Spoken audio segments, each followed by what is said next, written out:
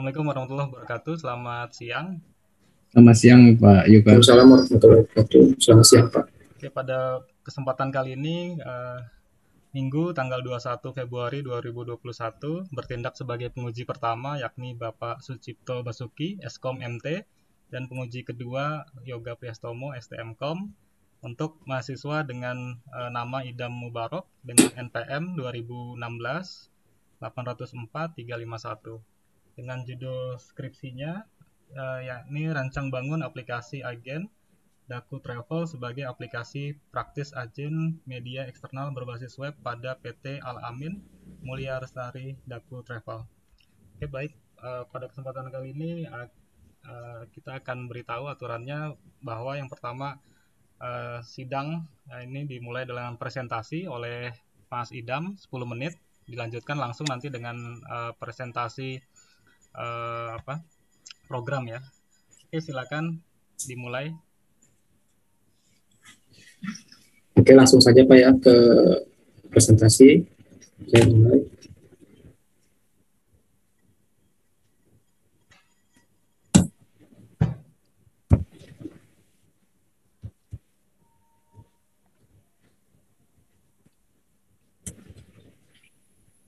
Bismillahirrahmanirrahim. Pada sesi sidang kali ini saya akan memaparkan hasil penelitian dengan judul rancang bangun aplikasi agent Daku Travel sebagai aplikasi praktis agent media eksternal berbasis web pada PT Al-Amin Mulia Lestari Daku Travel, di mana pada permasalahan kali ini adalah sebagai berikut.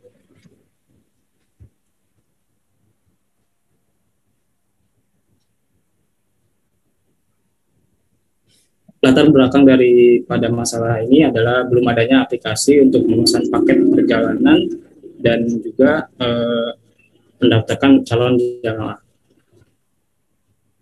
Yang kedua, belum tersedianya informasi paket yang real time sehingga agent tidak mengetahui paket yang sudah terisi penuh. Kemudian yang ketiga, belum adanya transparansi data riwayat pembayaran kepada jamaah oleh agent. Ini adalah latar belakang masalah daripada penelitian.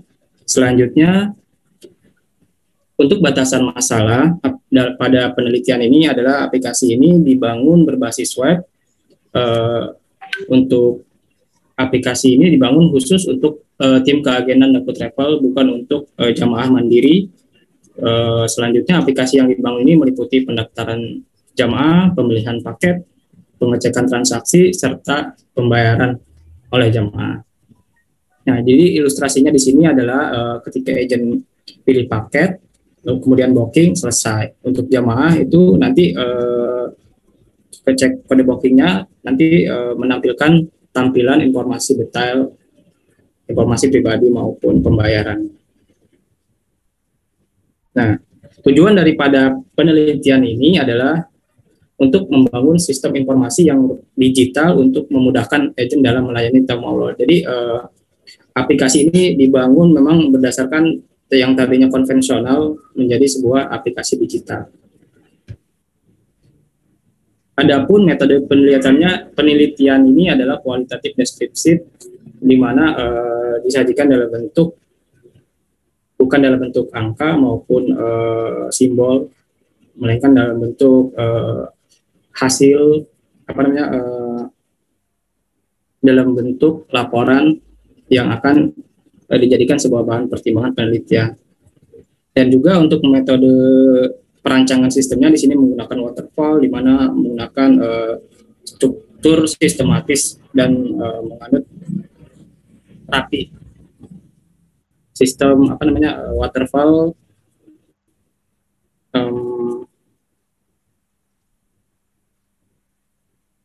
sistematis. Nah, di sini saya akan jelaskan step by step pada waterfall, di mana requirement analysis ini adalah step pertama dalam metode waterfall, di mana di sini adalah pengumpulan dokumen-dokumen yang nantinya akan dibuat suatu sistem atau aplikasi. Kemudian selanjutnya ada desain di sini adalah meliputi struktur daripada nantinya yang akan dibangun, sistem informasi yang akan dibangun. Nah, selanjutnya setelah itu ada coding, di mana di sini adalah proses untuk menerjemahkan desain atau struktur yang sudah dibangun ke dalam bahasa coding. Kemudian ada testing. Di sini adalah pengujian terhadap aplikasi yang telah dibangun, telah di-coding, dan implementasinya juga. Kemudian terakhir maintenance. Maintenance ini adalah pemeliharaan dan contohnya untuk selalu supaya aplikasi itu tetap stabil. Nah, untuk use case diagram yang sedang berjalan use case yang sedang berjalan itu ada operasional, marketing, keuangan, dan direktur, di mana operasional itu dapat mendaftarkan calon jemaah, membuat grup paket perjalanan. Marketing itu bisa memasarkan paket dan juga mendaftarkan jemaah. Keuangan menerima pembayaran, dan direktur bisa melihat laporan. Untuk use case diagram sistem yang diusulkan meliputi adanya pemilik atau owner. Di sini juga ada jamaah sendiri yang nantinya diberikan akses berupa hanya referensi kode booking. Di sini ada agent yang selaku aktor, ada juga admin dan super admin. Nah, dari kesimpulan dan saran penulis, dengan adanya aplikasi keagenan ini memudahkan para agen untuk memproses data calon jemaah umroh. Kemudian proses penyajian data dapat lebih cepat, efektif, dan akurat. Sarannya yaitu dengan adanya penerapan sistem baru diperlukan pelatihan terhadap user agar dapat memanfaatkan fitur-fitur yang ada. Artinya aplikasi yang dibangun ini harus disosialisasikan dan dipraktekkan agar agent dapat memaksimalkan fitur-fitur yang ada, dan aplikasi ini dapat dikembangkan dengan fitur yang lebih baik. Mungkin itu presentasi dari saya, Pak. Kurang lebihnya mohon maaf.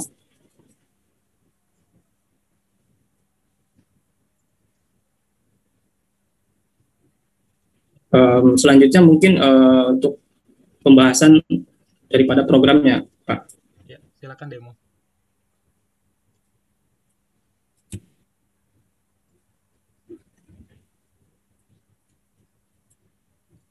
Saya tutup yang ini ya, Pak.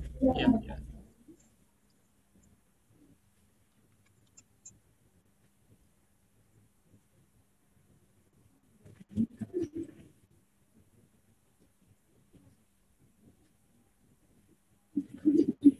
Oke, ini Pak untuk tampilan halaman agentnya.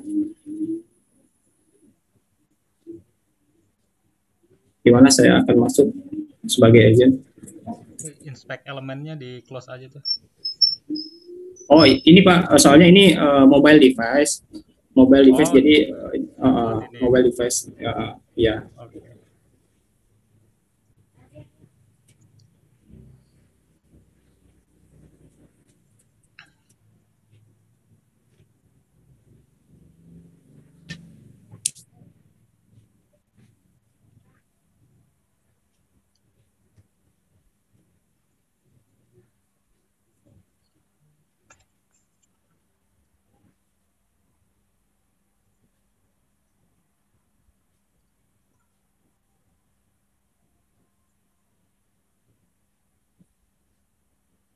Oke Pak, ini tampilan awal dari home-nya.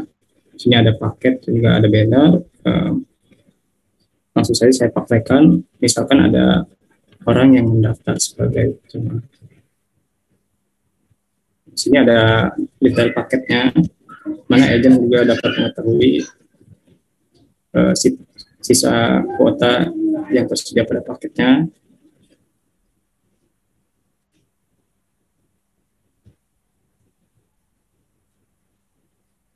Kemudian ini ada pilih paket item, di mana itemnya itu ada 3 kriteria, ada double, triple, dan quad.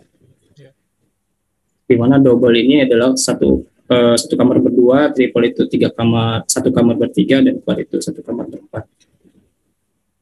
Ketika item ini dipilih, maka harga akan muncul dengan otomatis.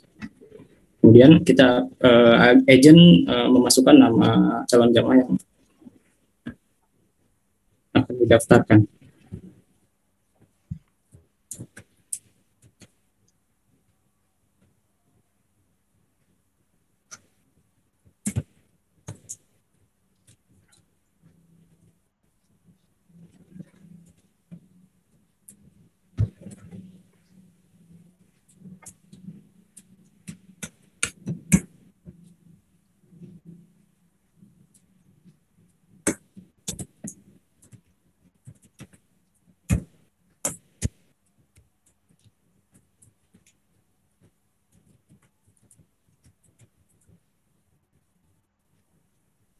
Setelah itu klik submit.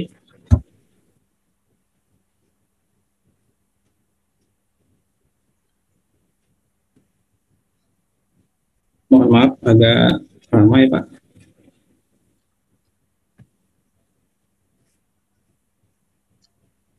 Nah, setelah pendaftaran berhasil, maka calon jamaah akan menerima notifikasi berupa email kode booking.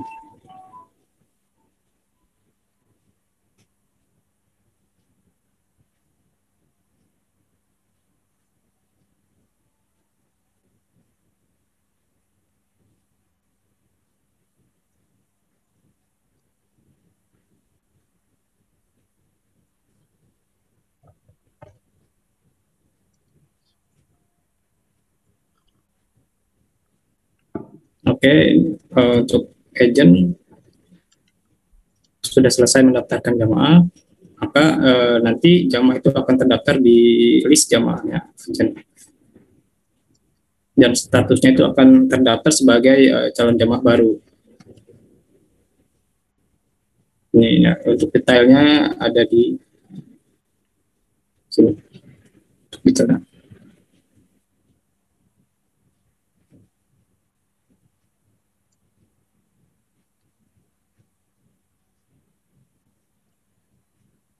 Nah ini Pak, emailnya sudah masuk. Emailnya sudah masuk, dan di sini kita buka. Di sini ada nama, ada kode booking, nama, ada informasi data diri, dan harga paket yang harus dibayarkan oleh jamaah. Nah, untuk pembayarnya sendiri langsung nanti bisa konfirmasi melalui admin kantor pusat, di mana di sini ada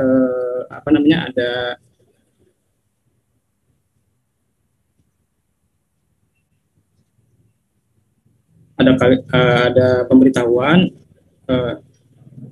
bisa melakukan pembayaran booking sebesar 10 juta itu untuk booking seat. Pembayarannya melalui rekening yang telah ditetapkan, dan setelah melakukan pembayaran konfirmasi ke WhatsApp-nya admin yang di kantor. Nah, oke, selesai untuk agennya melakukan pendaftaran.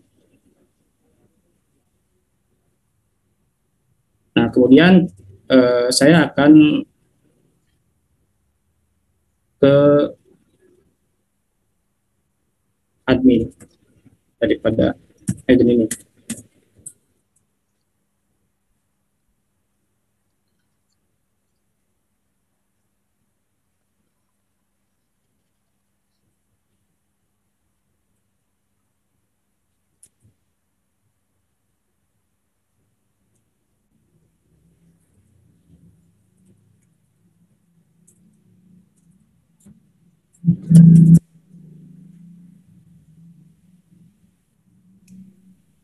Agak ngeblank Pak di layar saya. Sama. Belum terlihat. Oh, belum lihat Pak. Belum. Sebentar Pak. Masih. Ya, coba diulang. Ya. Nah, ini untuk page-nya. Untuk page-nya Pak. Untuk dashboard adminnya. Di mana tadi kita sudah mendaftarkan yang namanya Elawati.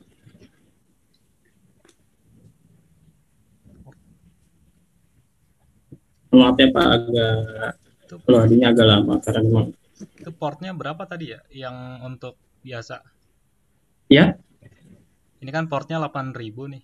Untuk yang 8.000. untuk Oh yang iya, untuk yang user tadi berapa portnya? untuk yang user portnya masih sama Pak, 8.000. Hanya ada memang perbedaan pet, Oh, perbedaan petnya aja. itu harus di apa ya? Disiasati Dipisah ya Bang, ya biar dipisah ya biar harusnya. biar nggak gampang dihack. Oh iya, iya Pak, makasih Pak masukannya. Nah ini sudah terdaftar dengan kode booking sekian. Selanjutnya ada konfirmasi pembayaran di sini.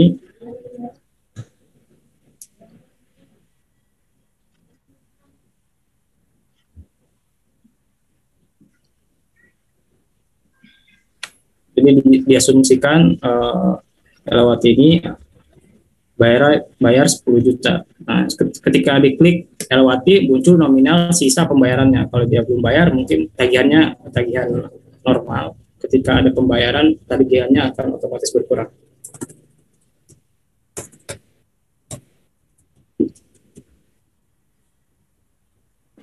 Tanggalnya saya buat tanggal hari ini. Mungkin untuk bukti pembayarannya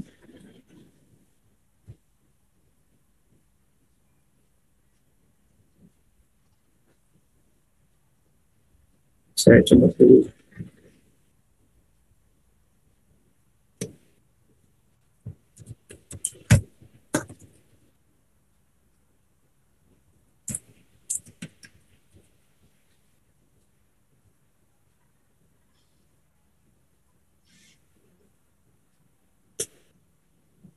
Pembayarannya itu berhasil di input oleh admin. Selanjutnya menunggu konfirmasi daripada admin keuangan. Saya akan keluar.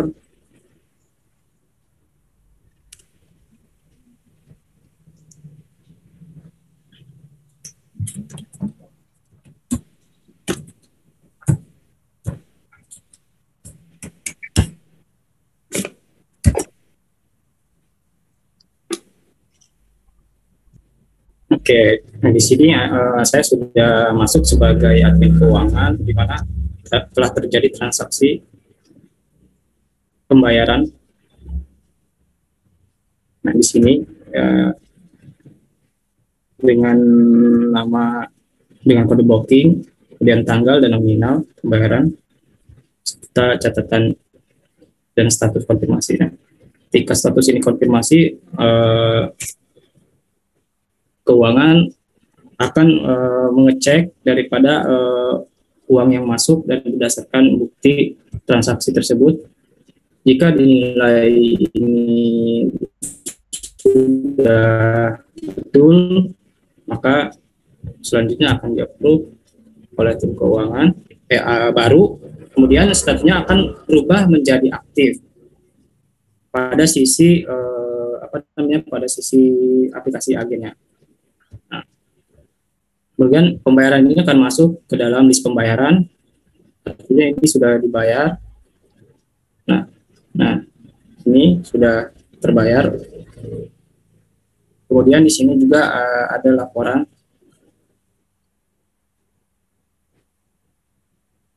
pembayaran dan laporan booking. Di mana laporan booking ini adalah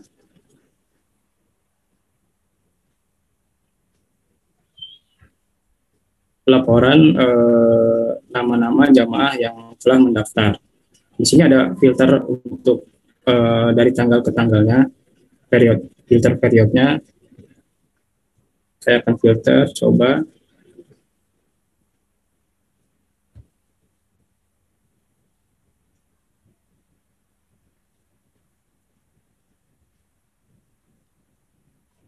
Setelah di filter, kemudian saya coba print.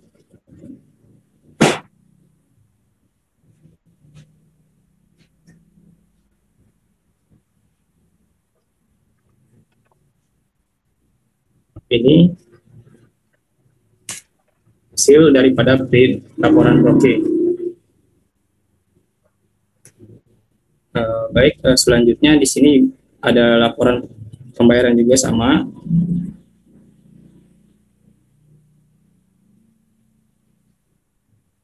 Ada filter Jika mau di print menyeluruh langsung print. Jika mau print berdasarkan periode, bisa di print berdasarkan periode.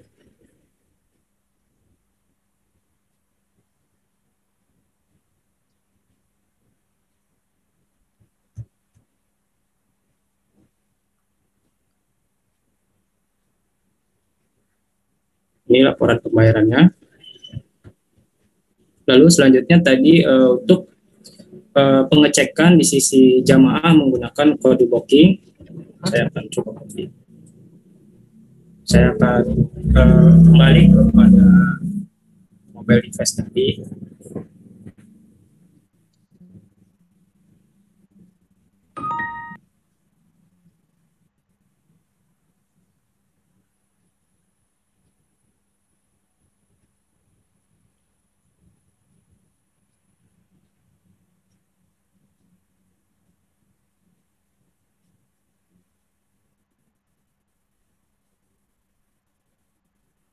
Saya log out.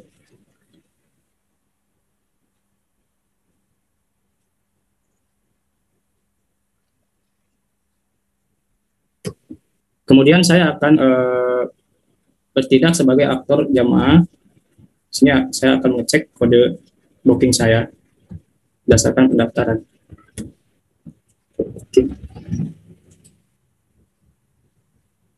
Jika dicek, jika kode bookingnya itu betul, maka akan muncul daripada informasi booking jamaah tersebut. Mana di sini ada tanggal pembayaran, nominal pembayaran, dan statusnya.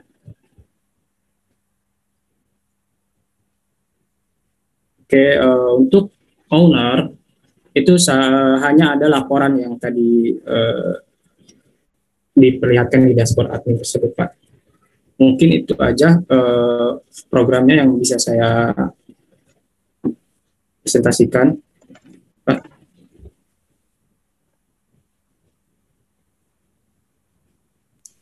Oke, terima kasih Mas Idam presentasinya dari dari papernya yang disingkat di presentasi dengan demo programnya. Ada beberapa hal yang saya tanya nih. Yang pertama, memang antara paper sama demonya sih saya lebih, kalau dari tampilannya lebih menarik demonya ya. Jadi di paper ini tidak selengkap yang di demo gitu ya kira-kira. Jadi kalau memang mau di create papernya mungkin lebih lengkap lagi. Tapi saya apresiasi ini semua full bikin sendiri Mas Idam. Ya, betul Pak. Oke. Jadi kalau bikin sendiri berarti mau di gimana pun ya bisa jawab nanti. Ya, betul Pak. Insya Allah. Oke, memang sedikit kekurangan terkait dengan paper ya. Iya Pak. Yang pertama terkait identifikasi masalah, perumusan masalah dan tujuan ini masih belum nyambung, artinya belum ada alur ceritanya gitu. Contohnya di identifikasi masalah ada 3 poin, tetapi perumusan masalah kan 4 poin. Harusnya memang perumusan masalah itu diturunkan dari identifikasi masalah, diturunkan dari latar belakang masalah. Jadi kalau latar belakang masalah itu ada 5 misalkan, terus identifikasi masalah ada 4 is okay. Tapi kalau latar belakang masalahnya ada 3, identifikasi masalah 6 itu nggak boleh juga. Baik Pak. Begitu juga identifikasi masalah dengan rumusan, identifikasi masalahnya ada 3, rumusannya ada 4, nah itu yang nggak boleh juga. Baik Pak. Jadi karena itu ada turunannya dari latar belakang, identifikasi masalah, rumusan, dan tujuan lah. Tujuan itu menjawab daripada rumusan masalah. Kalau rumusan masalah ada 3 ya tujuan ada 3 gitu. Kemudian di paper ini ada sampel, mungkin sampel dari testingnya, tetapi di bab 3-nya tidak dicantumin. Biasanya bab 3.5.4. Itu ada metode testing yang digunakan. Itu yang kedua. Yang ketiga terkait dengan pemecahan masalah. Dan ada masalah ini juga harus ngeling juga. Misalkan pemecahan masalahnya ada 2 atau 3, itu mesti alternatif juga ada 3-nya. Jadi sebenarnya pemecahan masalah itu dijabarkan dari perumusan masalah. Kalau perumusan masalah ada 3 poin, berarti pemecahan masalah yang terjadinya juga ada 3 poin, karena akan diuraikan di situ. Kemudian alternatifnya juga ada 3 poin, dan ditambah nanti apa kesimpulannya juga gitu. Isi dari kesimpulannya adalah sistem yang sebelum ada aplikasi itu seperti apa, kemudian sistem sesudah ada aplikasi itu seperti apa, kemudian manfaat atas adanya aplikasi itu memberikan manfaat apa. Kemudian terkait dengan use case, nanti ada beberapa catatan yang saya catat di skripsi, nanti bisa dilihat lagi. Kemudian nanti yang terakhir adalah konsistensinya pembuatan nama tabel dan fieldnya dari sequence diagram, kelas diagram, dan rancangan database. Dan ketiga ini nanti akan harus disamakan dengan tabel realnya. Ini pakai tabel apa, nanti tabel yang ada di program itu. Jadi nanti buka nama tabelnya dan fieldnya, dan harus sama dengan sequence, kelas diagram, dan rancangan database. Baik. Kiranya itu Pak Yoga, silakan kalau mau nambahin Pak.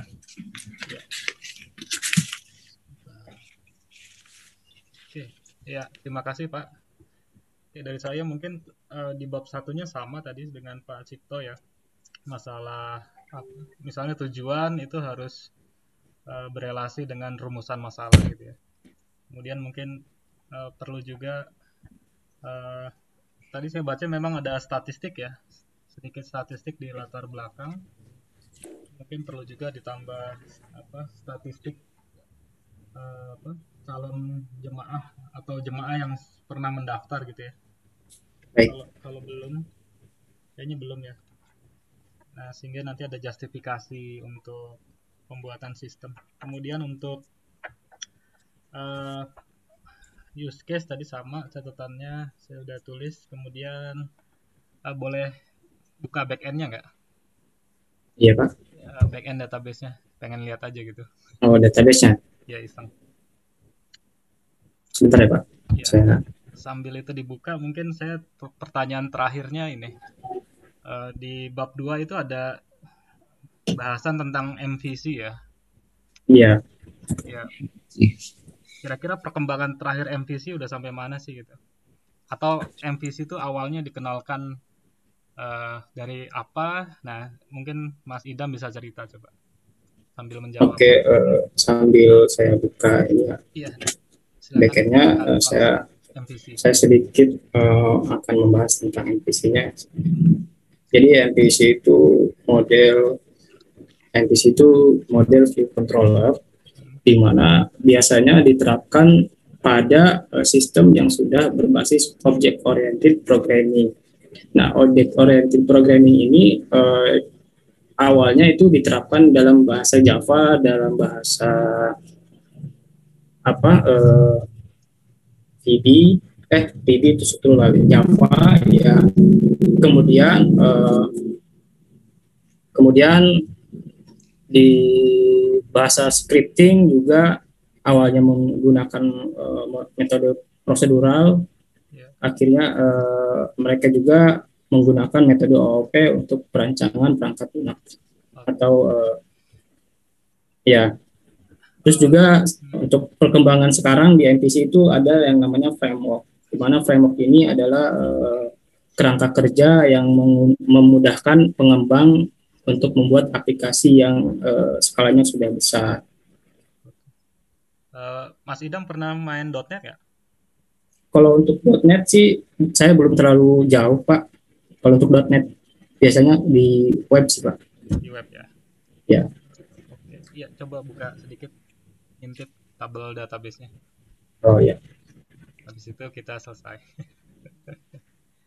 Kita belum foto loh Pak ya? Udah tadi lupa. Kita khusus sesi ini terakhir fotonya.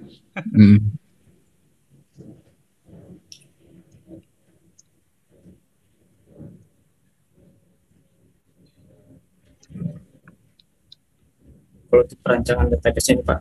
Ini ya. Iya. Iya. Iya, karena dia pakai CMS ya Pak.